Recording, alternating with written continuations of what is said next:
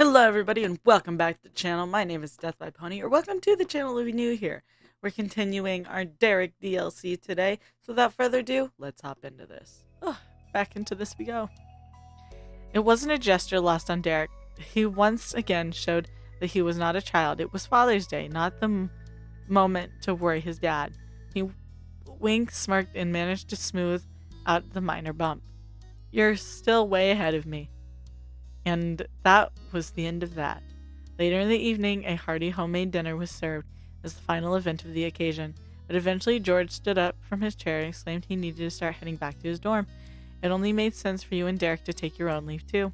The permanent occupants of the house, Nicholas, Miss Swords, and Mr. Swords, thanked everyone for coming.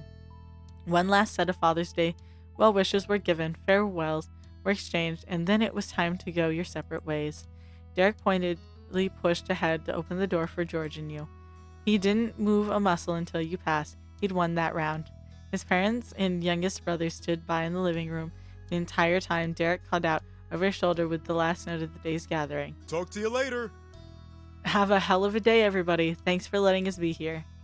Then he followed you and shut the door behind him. As soon as you'd both climbed into the comfortable seats of Derek's car, he was ready for a new adventure. What's the plan now? We got what's left of the day to ourselves. I'm not sure. You intended to really consider the question, but not a single thought had chance to fully form before Derek sent disconnected mental threads flying with a shout. Oh shoot! What's wrong? His head knocked against the back of his seat. He slid lower into feet. This sucks. I didn't get the console from Nico. That's what we could have done. Obviously, where he set everything up, almost everything. Derek offered an apologetic grin. Hey, it's not as if I remembered. That doesn't make it less embarrassing for me. Thanks, Harry. You're welcome. He scraped himself up off the chair, choosing to lean over his steering wheel instead. All right. Another day, then. It'll be too awkward to go back up there and beg Nicholas for his Switch. That's something we've got to play smooth. But without it, there's not much to do with the apartment. Wes drifted off. His mind was working, and without another interruption, yours was as well. The loudest sound in the cabin of the car was still Derek strumming his fingers against the steering wheel. What did you want to do? That was the question. You had a starting point. It was worth considering, not just what to do in general, what you could do while you were there in that location. That location, of course, you couldn't be far from the big park your mom sometimes took you to. Same place Derek frequented with his brothers. I've got it. Let's go to the park. Leave it to me. Totally, that'd be perfect. And I know exactly how to get there. Buckle in.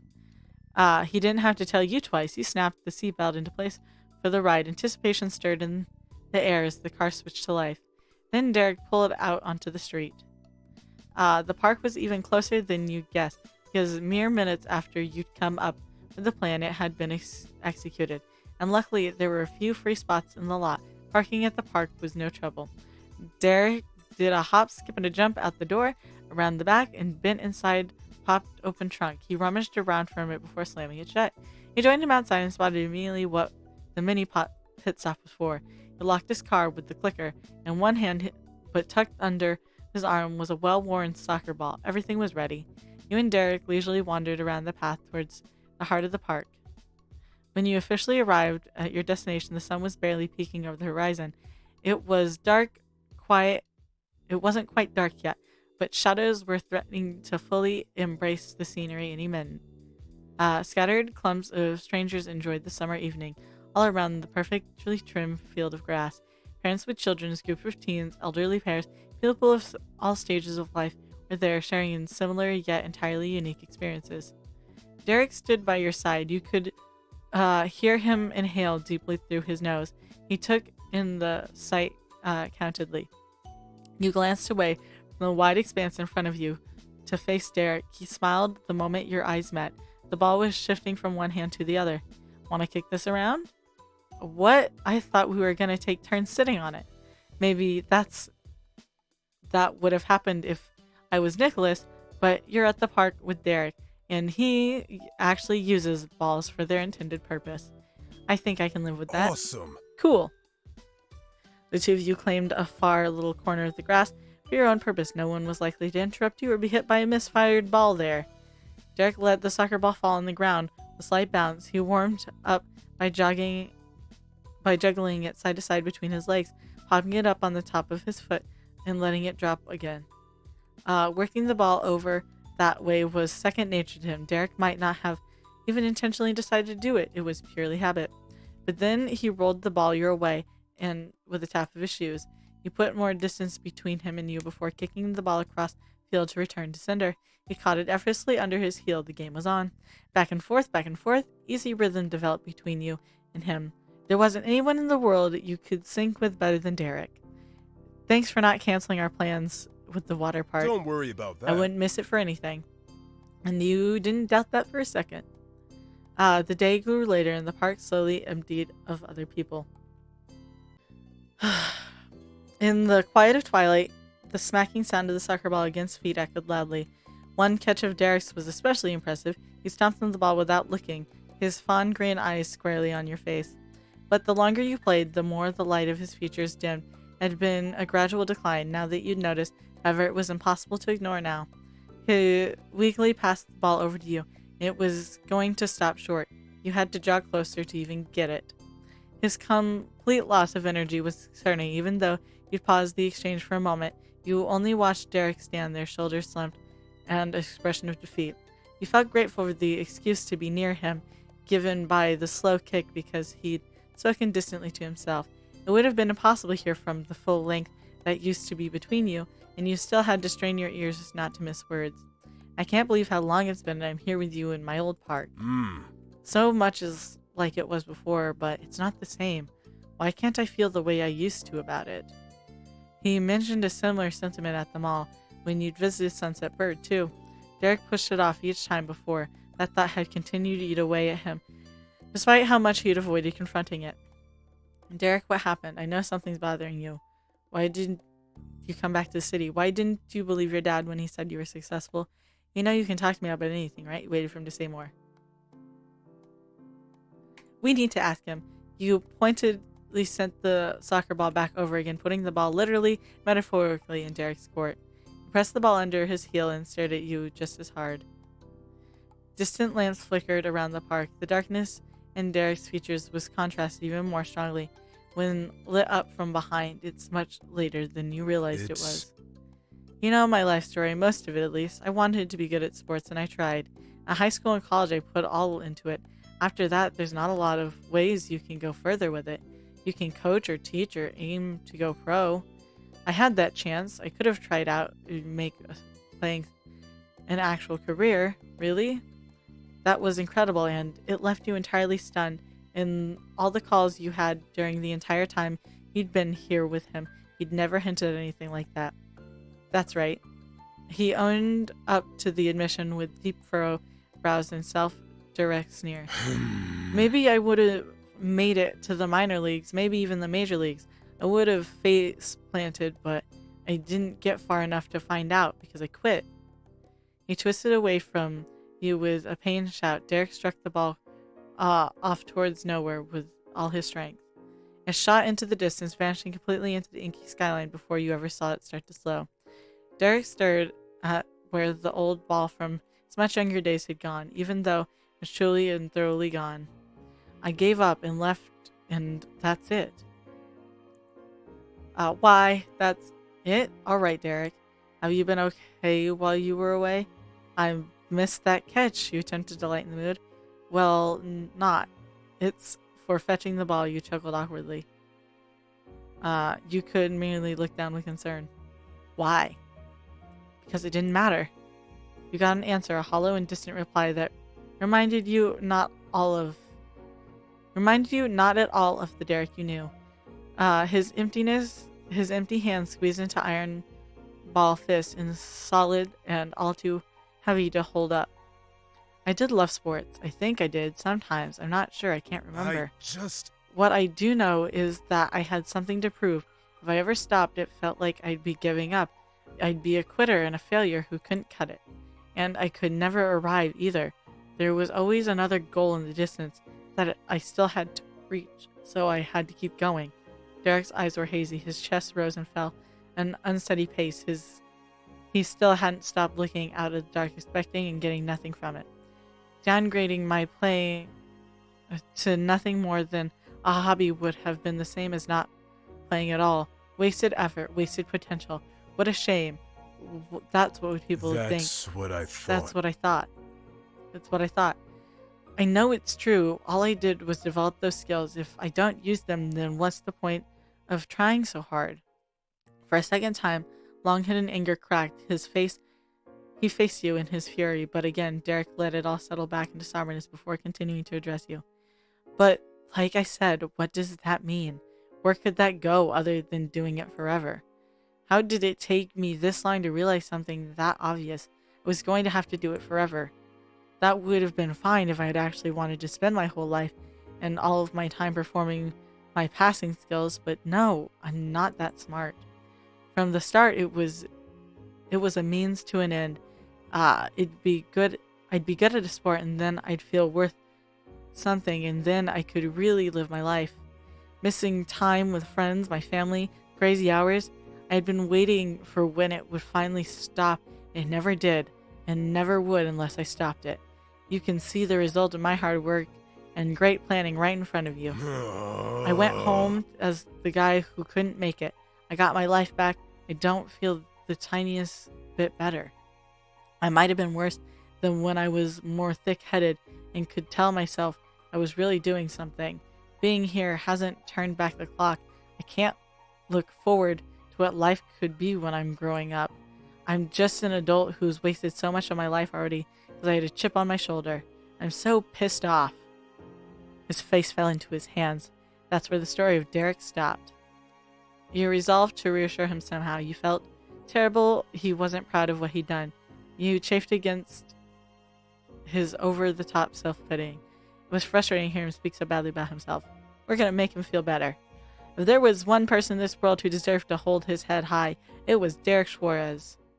You still have plenty of time. Life's just getting started. I'm proud of you. You can't tell me I'm wrong. It's true. You've done so much, so many people. It's already worth something. Derek, you demand too much of yourself. It's okay to just live.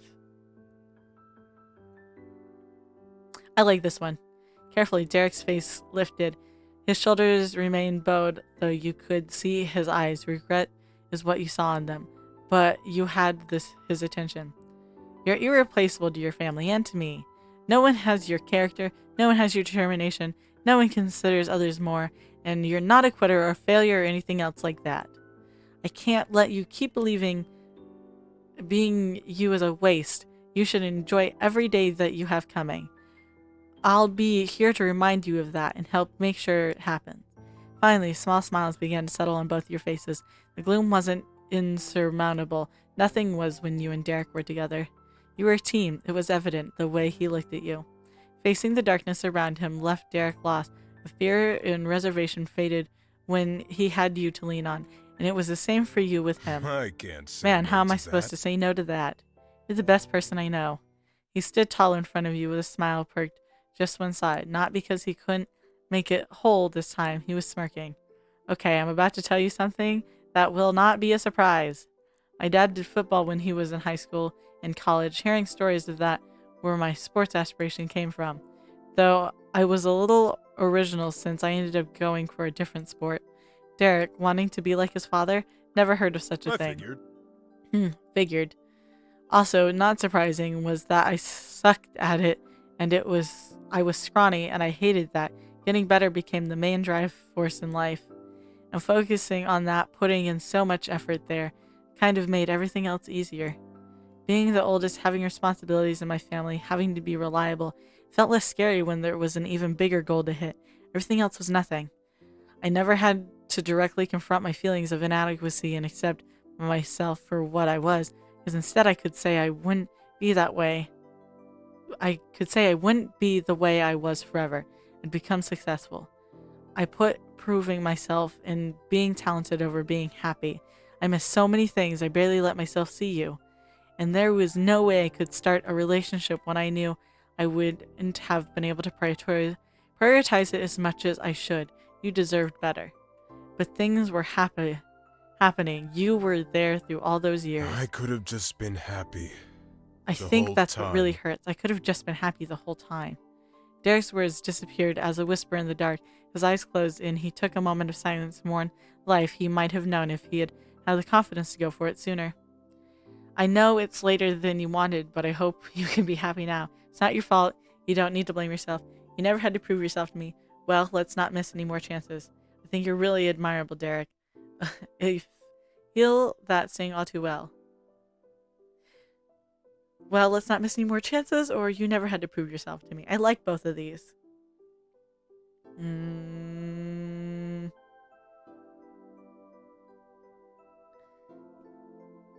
You never had to prove yourself to me. Your voice reached Derek, his eyes fluttered open, unafraid to face what was ahead of him. I know, Ari. I wish I'd let myself believe it sooner, but I do now. You embraced him, you took his hand, put a hand on his shoulder, placed a hand on top of his head. You gave him a thumbs up. Embrace! After everything you felt, Derek could definitely use a hug. You wanted to make sure he knew you were there, and he held you as soon as you were around him. His body was welcoming and solid against yours. You hoped your presence was reassuring to him as it was to you. The pounding of his heart told you it at least had some impact on him. I know you'll figure out what's best for you. I don't think you'll have to give up soccer if you do it for the right reasons. Everything you've done and whatever you do is good with me. Oh, I like that. Well, that reassurance, I'll figure things out. But either way, it's still about the journey, not about the destination and all. On the happiest note possible, Derek released his hold on you, ruffled his hair. Thank you. Thanks, Ari. It's cool being able to talk to you about things. I feel so much better. Derek's face was so hopeful and gentle and wonderful. Ari, Without thinking, you leaned towards him. You were naturally drawn in by his beautiful green eyes. But you tugged forward for nothing. He waved the half-formed statement away like it was a broken string in his face. Forget it. Never mind. That's something else I've got to kick around more in my head. Amongst the wash of disappointment, you got a prickling sense of deja vu. He made the same move before. And then, seemingly out of nowhere, Derek let out a bellowing groan. The massive release of air looked too physical to deflate his body. Derek's torso drooped lower and lower until he could have touched his toes.